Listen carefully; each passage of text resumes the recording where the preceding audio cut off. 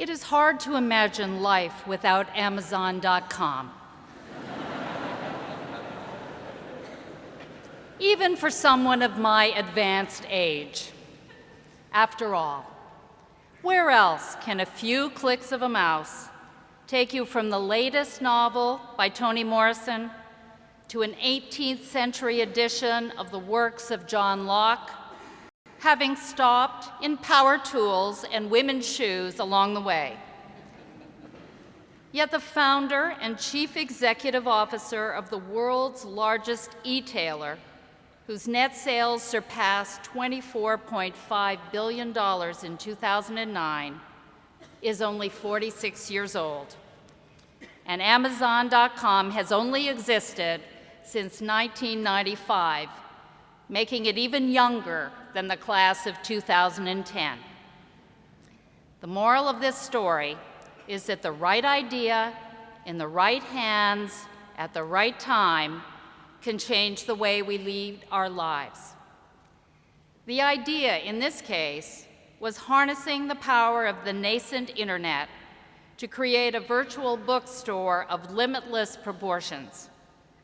The hands were those of our speaker, Jeff Bezos, a self-described nerdy computer science and electrical engineering major who graduated from Princeton with highest honors in 1986. And the time was 1994 when he and his wife, Mackenzie Tuttle Bezos, of the class of 1992, exchanged the security of Wall Street, where they worked at D.E. Shaw & Company, for the uncertain prospects of a dot-com startup. But then, as Jeff points out, failure is an essential component of innovation and invention. If you know it's going to work, it's not an experiment. And Amazon.com was nothing if not a grand experiment. Working on improvised tables in the garage of his Seattle home and using his parents' savings as startup capital, Jeff defied the forces that cause most young companies to fail. Partly, he admits, through sheer good fortune, but also because of his unwavering determination to create the world's most customer-centric company.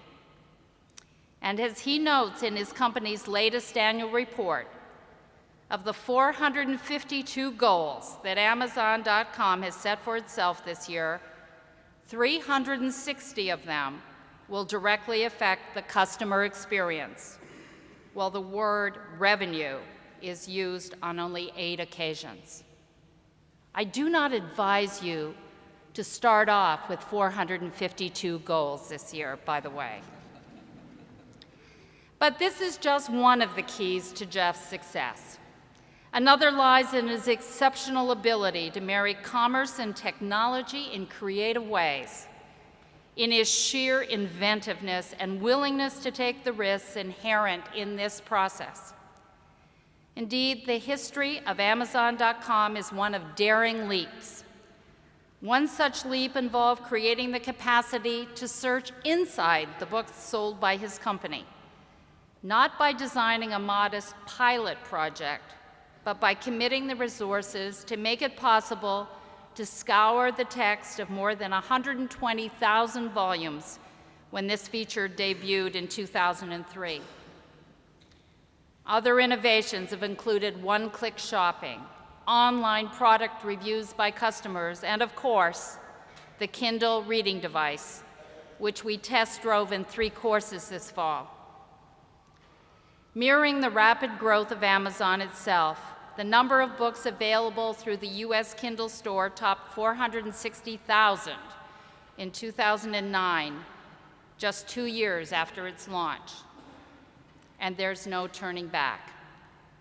Our vision is every book, every printed, in any language, all available in less than 60 seconds, Jeff has stated.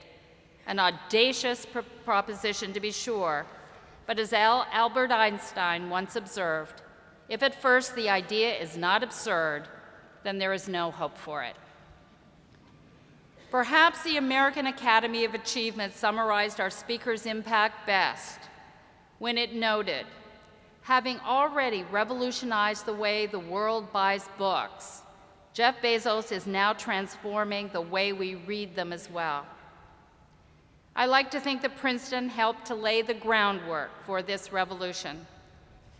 Dreamer and doer, entrepreneur and engineer, refreshingly unassuming even in the face of unimaginable success, Jeff has done his alma mater proud.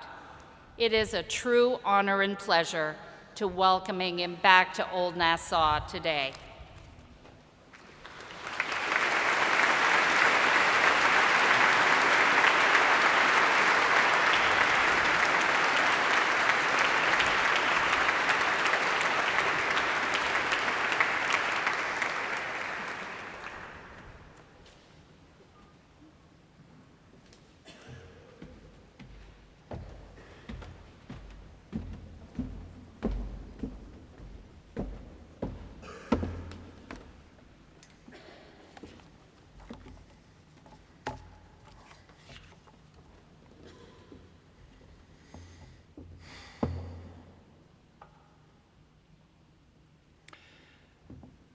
As a kid, I spent my summers with my grandparents on their ranch in Texas.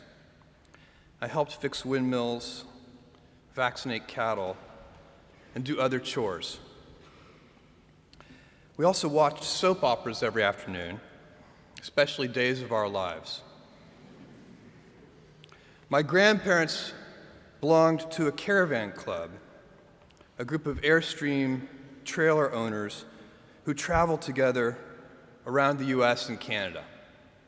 And every few summers, we'd join the caravan. We'd hitch up the Airstream to my grandfather's car, and off we'd go, in a line with 300 other Airstream adventurers. I loved and worshiped my grandparents, and I really looked forward to these trips. On one particular trip, I was about 10 years old.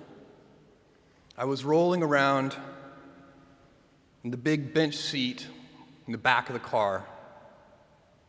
My grandfather was driving, and my grandmother had the passenger seat. She smoked throughout these trips, and I hated the smell.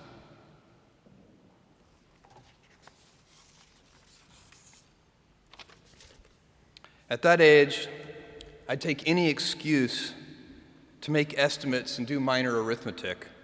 I'd calculate our gas mileage, figure out useless statistics on things like grocery spending. I'd been hearing an ad campaign about smoking. I can't remember the details, but basically the ad said, every puff of a cigarette takes some number of minutes off of your life. I think it might have been 2 minutes per puff. At any rate, I decided to do the math for my grandmother. I estimated the number of cigarettes per day, estimated the number of puffs per cigarette, and so on. When I was satisfied that I'd come up with a reasonable number, I poked my head into the front of the car, tapped my grandmother on the shoulder, and proudly proclaimed, "At 2 minutes per puff, you've taken 9 years off of your life." I have a very vivid memory of what happened next. And it was not what I had expected. I expected to be applauded for my cleverness and my arithmetic skills. "Jeff, you're so smart. You had to have made some tricky estimates. Figure out the number of minutes in a year and do some division." That's not what happened. Instead, my grandmother burst into tears.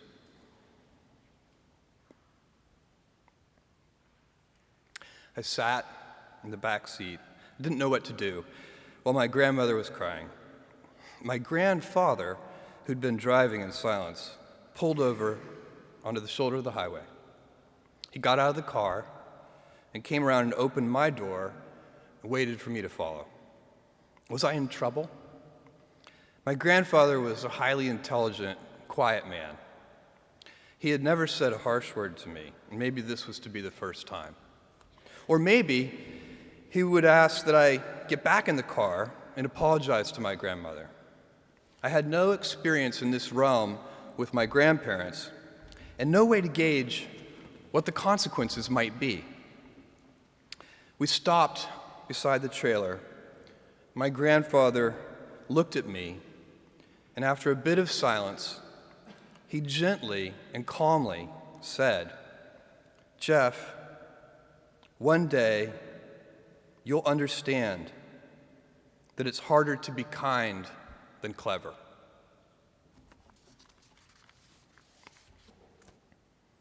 What I want to talk to you about today is the difference between gifts and choices.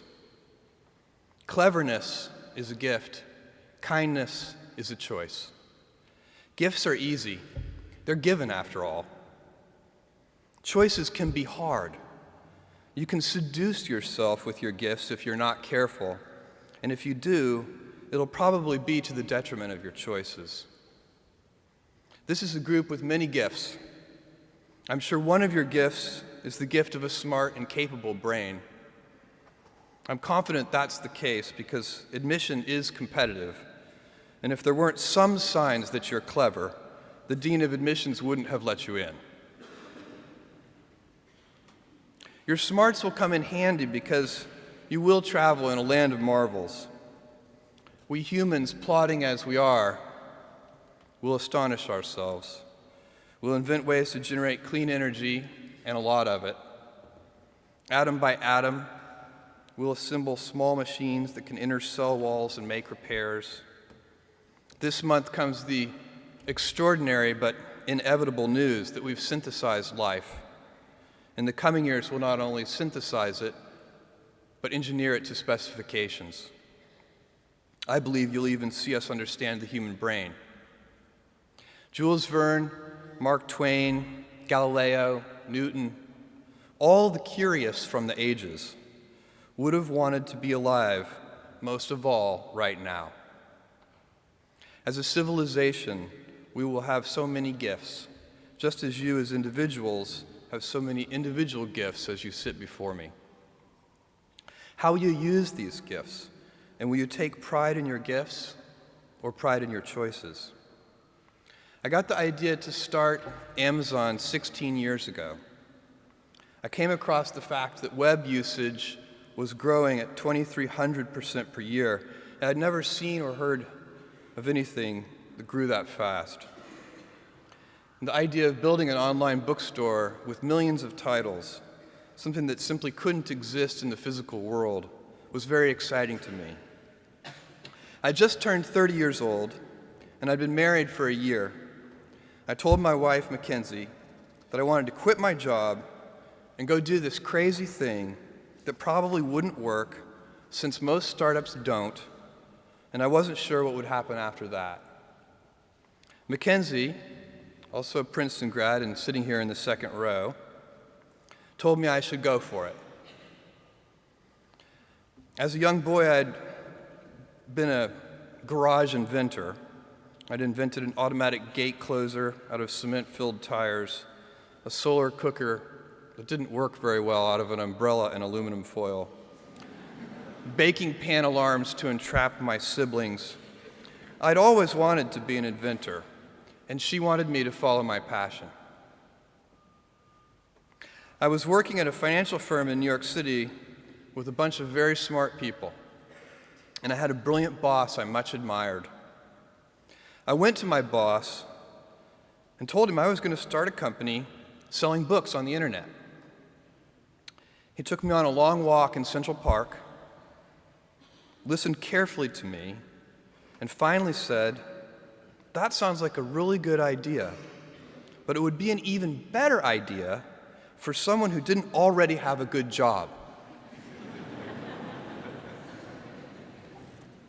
That logic made some sense to me, and he convinced me to think about it for 48 hours before making a final decision. Seen in that light, it really was a difficult choice, but ultimately, I decided I had to give it a shot. I didn't think I'd regret trying and failing, and I suspected I would always be haunted by a decision to not try at all. After much consideration, I took the less safe path to follow my passion, and I'm proud of that choice. Tomorrow, in a very real sense, your life, the life you author from scratch on your own, begins. How will you use your gifts? What choices will you make? Will inertia be your guide, or will you follow your passions? Will you follow dogma, or will you be original? Will you choose a life of ease, or a life of service and adventure? Will you wilt under criticism, or will you follow your convictions? Will you bluff it out when you're wrong, or will you apologize? Will you guard your heart against rejection, or will you act when you fall in love? Will you play it safe, or will you be a little bit swashbuckling? When it's tough, will you give up, or will you be relentless? Will you be a cynic, or will you be a builder? Will you be clever at the expense of others, or will you be kind?